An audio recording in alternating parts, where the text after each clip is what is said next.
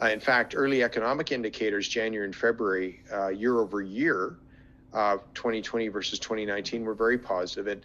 I think really indicated 2020 was going to be a turnaround year in the Alberta economy. But of course, COVID hit. We've had the energy price collapse. We've lived through the largest global economic contraction since the Great Depression, and that has changed our world. Budget 2021 reflects those changes. It basically is built around three themes, themes that I believe are incredibly important to the province at this point. The number one theme is ensuring that we're adequately resourcing health to deal with the challenge of the pandemic. That's job number one, of course, and it will remain job number one until we're past the pandemic. Priority number two is to position the province for economic recovery and growth. That's critical. It's critical for job creation in this province. It's critical to ensure that we're supporting business development and growth. And it's critical in the intermediate and long term to ensure that we can expand our fiscal capacity again, which of course will generate revenues for the province of Alberta. So it's critical to our fiscal health in the long term.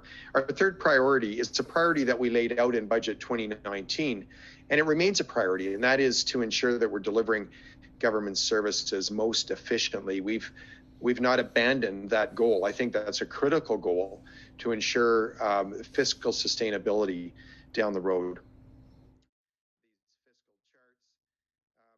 Talk a little bit about the current year that we're in. And so that's the 2021 forecast, column 3. And so that's the year, a fiscal year that will be ending in about 4.5 weeks at March 31st, 2021. Of course, we budgeted $50 billion of revenue and a $7.3 billion deficit. This was on our path to balance the budget in our first term. And if you recall, post-COVID, post-economic collapse, effectively, in June of this, actually it was in August of this year, I presented Q1. And at that point, we were showing a $24.2 billion deficit in our current fiscal year. In October, November. In the fall, I went up and presented our mid-year report, and that showed a slight revenue improvement. And so we were at $21.3 billion deficit projection. Now at Q3, we're actually forecasting a 20.2. So we're seeing some slight improvement every time I get up and make a projection. So it's going in the right direction. The fact of the matter is it's still going to be a very, very challenging result for the province. I do want to point out one positive, though, in our 2021 forecast, and that is that our operating expenses, non-COVID operating expenses, are actually about $500 million lower than budget. That's a really key metric because it's important that Albertans know our government continues to be very committed to delivering government services most efficiently, even though we've necessarily increased our expenditures to respond to the pandemic and to position the province for economic recovery. We're also continually focusing on delivering government services efficiently. Talked about the $1.25 billion specifically designated to fight COVID-19.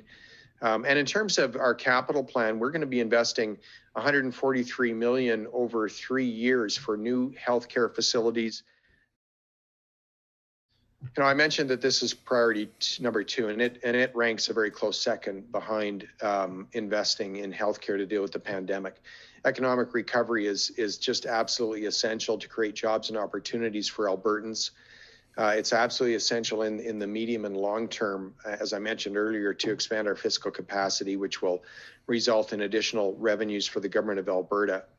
So we will be investing an additional $3.1 billion to support economic recovery.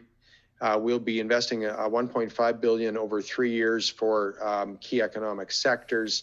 And this is really about ensuring that every sector that we believe Alberta has a competitive advantage in, positioning that sector for disproportionate investment, attraction, and growth. And that certainly includes our traditional sectors such as energy and agriculture and forestry. And there's some really good things going on in those sectors, but it also includes other sectors, the tech sector, We came out, rolled out the Innovation Employment Grant last summer.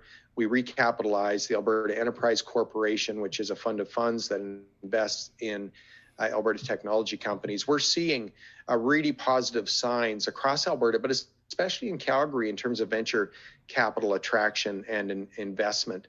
So that's very positive. The tech sector will be a key sector that we'll continue to work on to position to be most competitive. But it also includes pharmaceuticals and health sciences. And as we work to understand what the lack of vaccine production capability has meant for Alberta and for Canada, we think that's a really important sector strategy to pursue. And it's one where we believe we can be competitive in. We have, incredibly cutting edge technology and expertise. We have increased our capital plan for 21-22 by $1.7 billion. And we're really focusing with this additional spending, we're really focusing on core infrastructure projects that will improve our competitiveness and productivity, projects that will lead to increased private sector investment and economic expansion and job creation. I'll say this on our capital plan.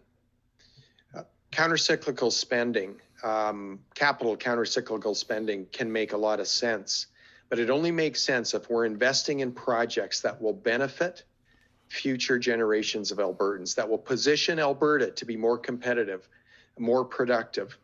If we're spending money on projects that don't accomplish those ends, then it is not a good investment. And that's why we're really prioritizing the capital projects that we're putting up. Future generations had better benefit from this investment because future generations will be paying for it.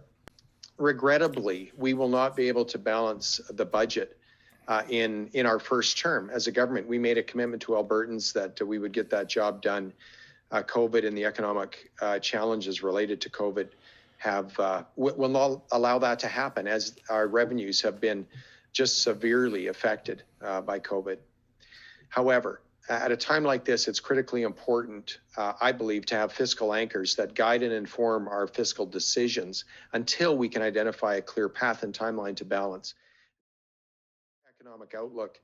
It is projected that in 2020, we will have seen a contraction in Alberta's economy in real GDP terms of 7.8%. We're expecting that to rebound. We're expecting growth in real GDP terms in 2021 of 4.8%, then 3.7% in the following year, and 3 and change in the out years. That means that by 2022, our economy will be fully recovered to pre-COVID. And actually, by the end of 2022, that would mean that we are approaching our highs that we experienced as a province in 2014. Believe it or not, you can see from this chart that we have never recovered in GDP terms from our highs in 2014. This has been an extremely tough time for Albertans, for Alberta businesses, and the Alberta economy in general. But I truly am optimistic and hopeful for our future. I'm a lifelong Albertan. I've seen some downturns before, never a downturn as sharp and significant as this, but I've seen downturns before, and I've seen how Albertans and Alberta businesses innovate, adapt, and reposition themselves to be incredibly competitive and begin to grow and flourish. And I'm confident that will happen again in Alberta.